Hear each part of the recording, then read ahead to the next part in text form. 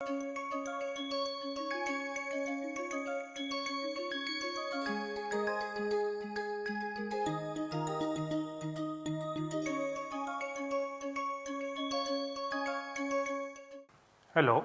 welcome to the lecture number 19 of the course Quantum Mechanics and Molecular Spectroscopy.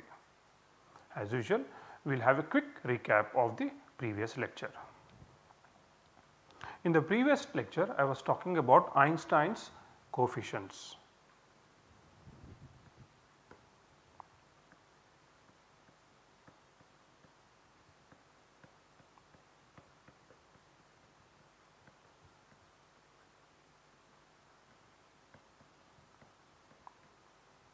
Okay. These are just given by if there are two states 1 and 2. So, the rate of absorption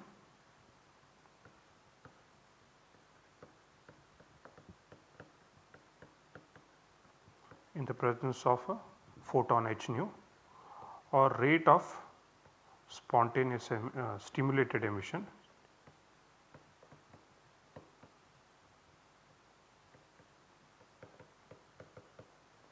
h nu and spontaneous emission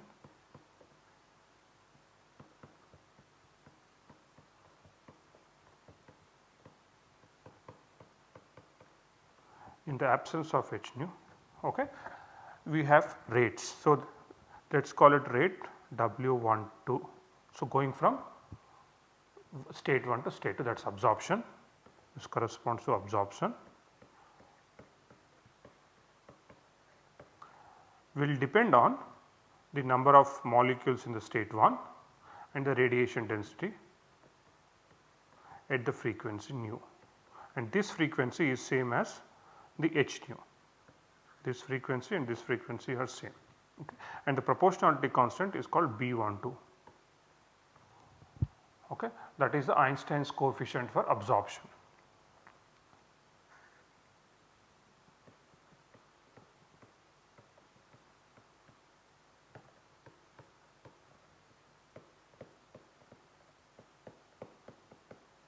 Similarly, W21, that is emission. Now, emission will consist of both spontaneous emission and the stimulated emission. So, this will be equal to N to the population radiation density radiation nu, and this will correspond to the stimulated emission.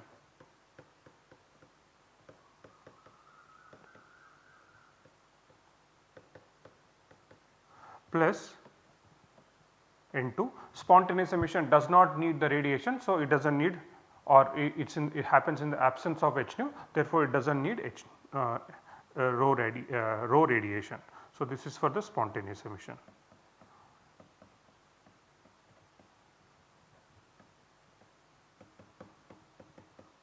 And the proportionality constants are B21 and A21.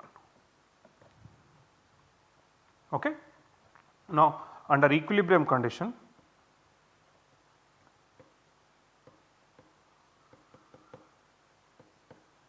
the rate of forward reaction we know if A and B are in equilibrium. So, the rate of forward reaction must be equal to rate of backward reaction. So, rate forward must be equal to rate backward. So, that means W12 must be equal to W21. Okay. In such scenario, so the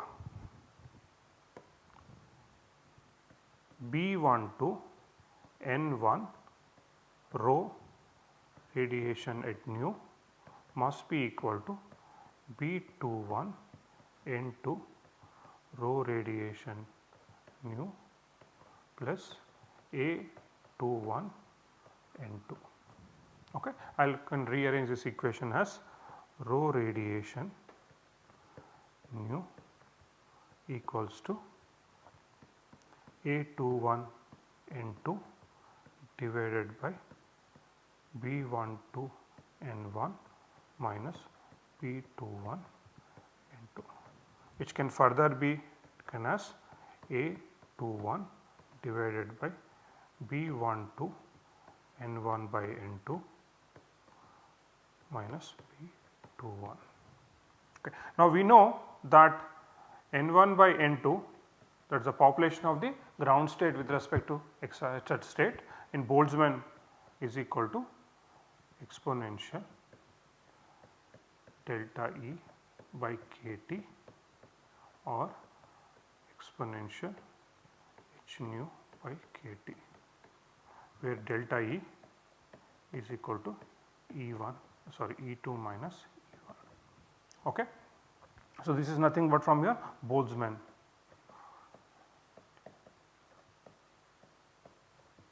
distribution. Now, when I plug in this, so this should be equal to A21 divided by N1 by N2, I will use this equation. So, B12, okay,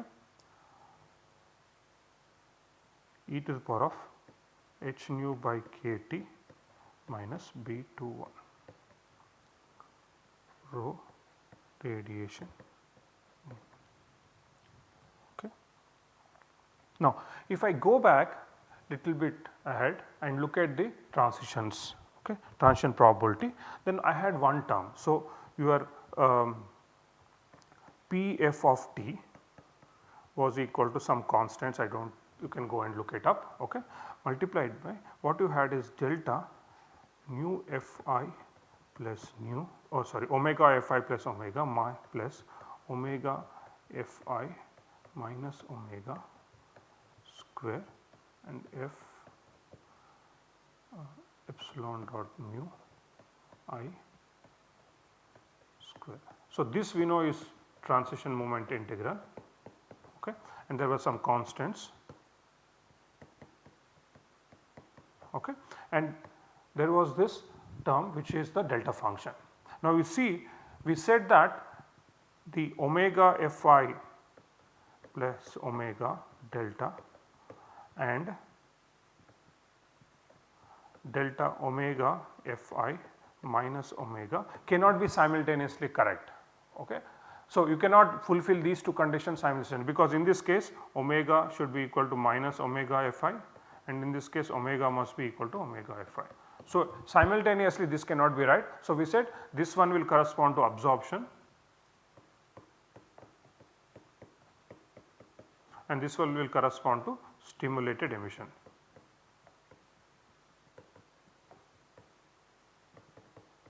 So, a molecule can either go absorption or stimulated emission at a given point of time. Okay. In general it can happen, both things can happen, but at a given instance only one of the process will, either it will go from the ground state to excited state or come back from the excited state to ground state, it cannot happen simultaneously. So, for absorption process we only took this one. So, for the stimulated emission process it's, so if you look at the equation, okay, if you now look at the stimulated emission, everything else will remain the same except that this delta function will change. Okay.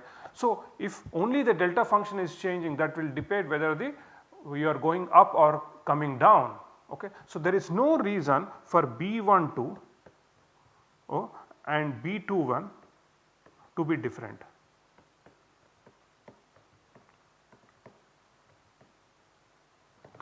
Therefore, B12 must be equal to B21, because essentially all the other integrals and the constants are exactly the same, it is just the delta function that is going to be changing. So, if the probability is going to be same, then the rate and the rate constant must be the same. So, B21 must be equal to B12. Now, if I go back and look at this equation,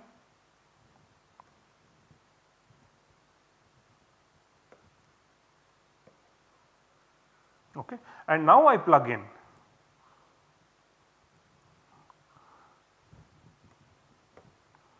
rho radiation nu is equal to A21 divided by B12 N1 by N2 minus B21, this was equal to A21 by B12 e to the power of h nu by kT minus B21, but I said B21 is equal to B2. So, this is equal to, I will call it as B. Similarly, A21 I will just call it as A, because spontaneous emission will only happen from the upper state to the lower state and it cannot happen from the lower state to the upper state. So, essentially what you have is, okay, rho radiation nu equals to A divided by B into e to the power of h nu by kT minus 1, where A is equal to A21 and B is equal to B12 is equal to B21 under that approximation. Okay. So, if you have this, then you have this. Okay. Now, according to Planck's black body radiation theory,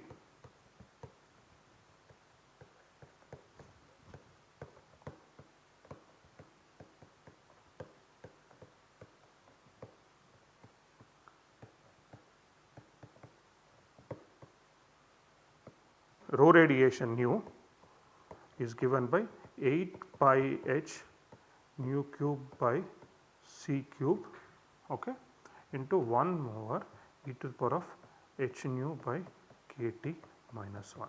Now, in all this case, of course, k is Boltzmann constants.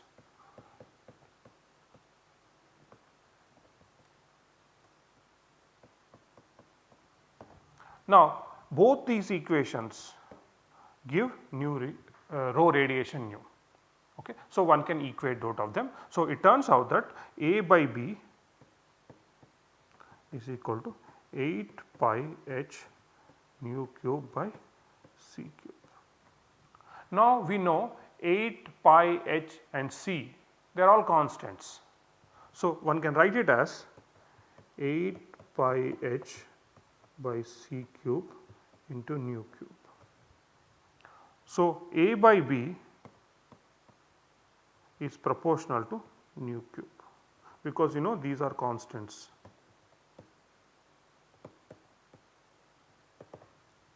So, what is A? It is the rate constant for spontaneous emission, and what is B? It is the rate constant for stimulated emission. So, the ratio of rate constants,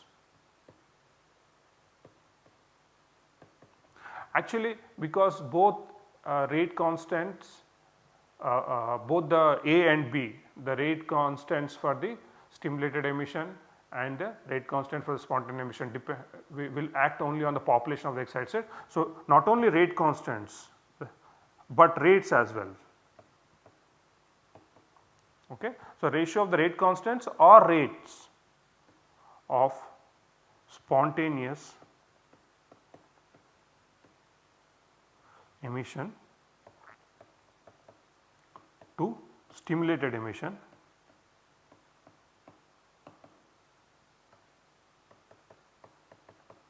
is proportional to nu cube. That means nu is nothing but nu, if you multiply it by h, it is the energy. So, if you have two states 1 and 2 and this is delta E, this is equal to E1 E2 minus E1, this is equal to h nu. As you keep increasing the energy difference between states 1 and 2, the spontaneous emission becomes more and more probable, because the rate constant will increase, keep increasing with nu. So, if you keep increasing the value of nu, okay, the spontaneous emission becomes more and more probable. Okay. So, which simply means that as the energy difference between ground and excited state increases,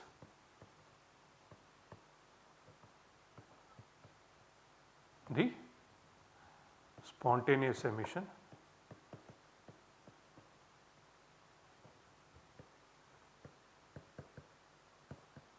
becomes more probable. and it scales as energy cube. Okay. So, A by B, as you know, is equal to 8 pi h by c cube. Okay. So, this is an important, but this is only the ratio. Okay. But we only know what is the ratio of A to B, but we have to get the value of each. See, for example, if I say ratio is 2, then I can have, if ratio of A to B is 2, then I can say that A can be 10 and B can be 5, okay, or A can be 2 and B can be 1. So, you know the ratio, but you do not know the absolute values. Okay. So, we still have to find out the values.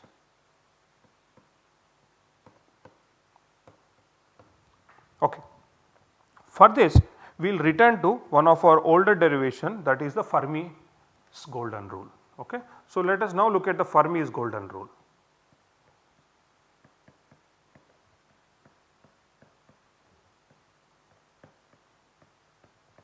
The Fermi's golden rule is given by W, that is rate Fi, is equal to 2 pi h bar modulus of mu square, okay, rho F,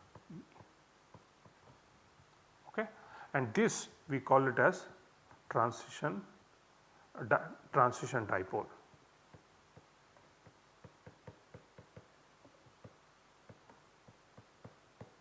And this is the rho Fi is nothing but density of states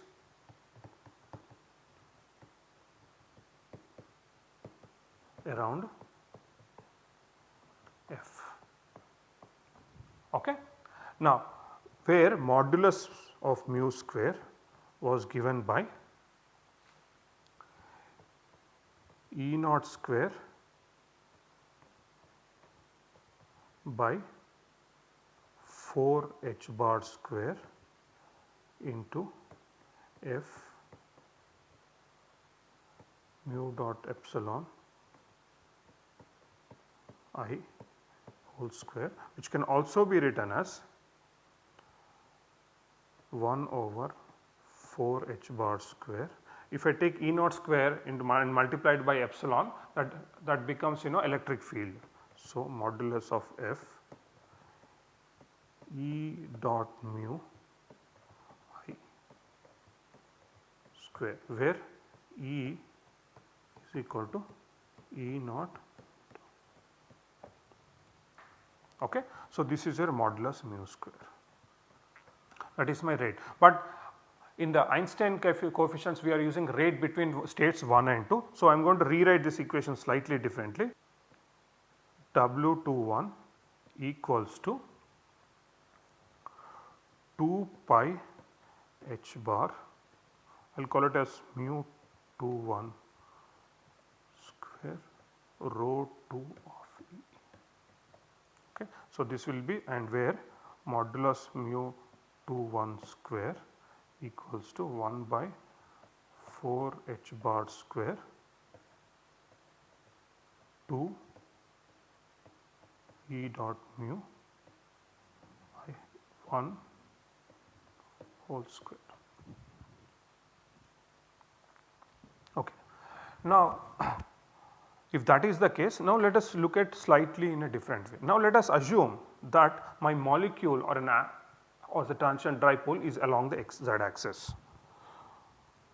So, let us just imagine there is a molecule AB, okay, and is aligned along z axis.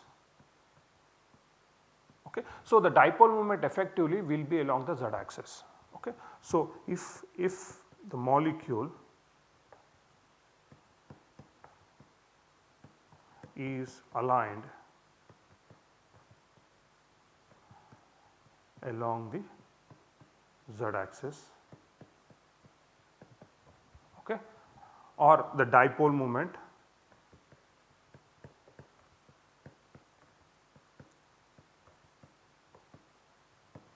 of AB molecule is along z axis. Now, your mod mu square will now then become mod mu z square, because the dipole moment is along z axis. So, this will be equal to 1 by 4 h bar square modulus of integral of 2 now mu z dot E 1 square, because the essentially all the molecule is along the z axis. So, only the z projection of the dipole moment or the dipole moment along z axis will get projected onto the electric vector E. Now, if that is the case, in such scenario and when we take isotropic light,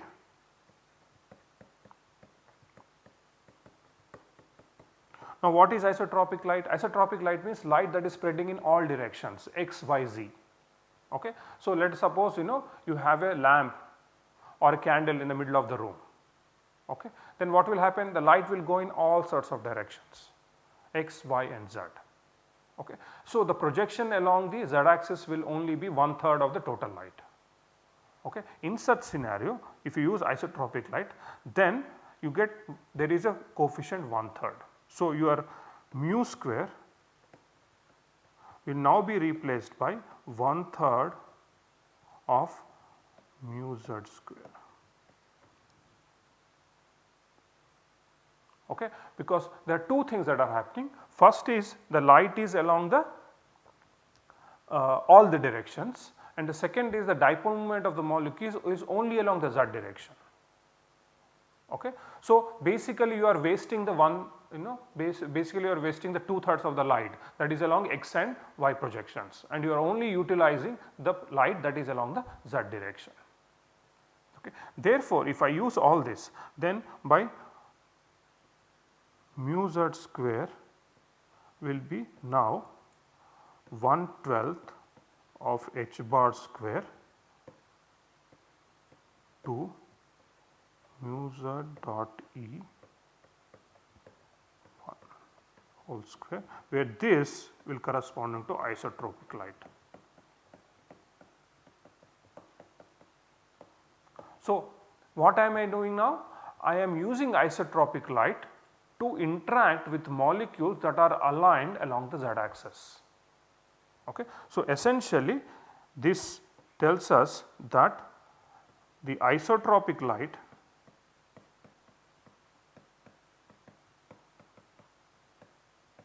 is interacting with molecules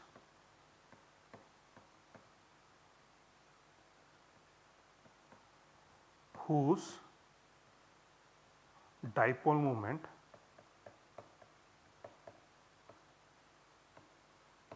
is along z axis. So, in such scenario your W12 will be equal to, what was this, 2 pi h bar modulus mu square rho 2. So, that was our equation. So, in such scenario what we will have is 2 pi h bar into 1 over 12 h bar square to mu z dot E 1 whole square rho 2. So, this will be nothing but, so this h bar and that h bar. So, rearranging, what you will get is pi by 6 h bar to mu z 1 square rho 2. Okay. So, this is your rate. Okay. So, now we know this is nothing but transition dipole with mu z interacting with isotropic light.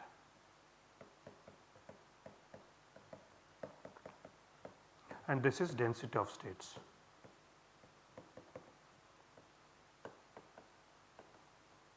Okay. We will stop here and continue in the next lecture. Thank you.